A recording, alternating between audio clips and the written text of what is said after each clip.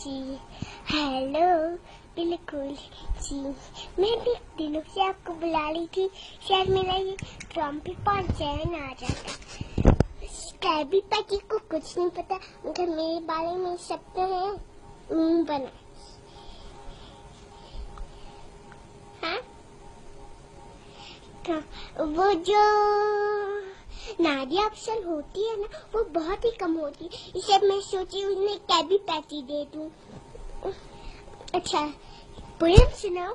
चमको चमको नन्हे तारों, मैं सोचूं तुम कैसे होगी दुनिया की हर चीज ऊपर, जैसे हो आकाश में हीले, जैसे हो आकाश में हीले।